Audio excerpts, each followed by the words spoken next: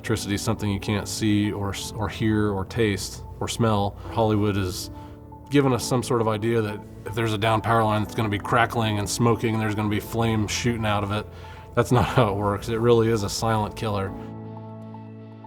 Standing water with any sort of contamination, by contamination, any sort of dirt, other substances in it, becomes a conductor.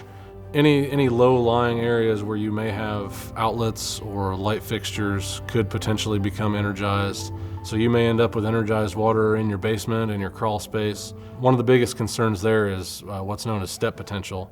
The best analogy that I've always heard is to think of it as throwing a rock into a pond. You throw a rock into a pond, it ripples out.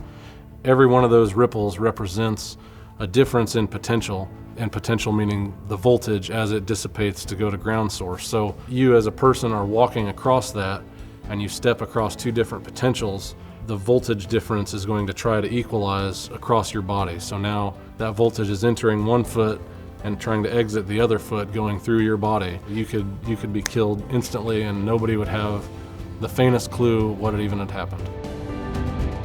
We get stories every year of somebody saying, oh yeah, I was cutting a tree and it laid into the power line, so I tied a rope on it and pulled it off of there with my tractor. Well, you know, you got really lucky because that could have killed you.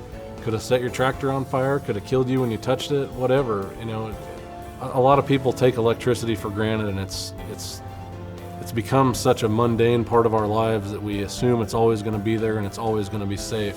And any number of conditions can change that. If you see downed wires, don't drive across them. If you see a downed pole, don't grab a hold of it and try to get it out of the road. Don't take a chance with electricity.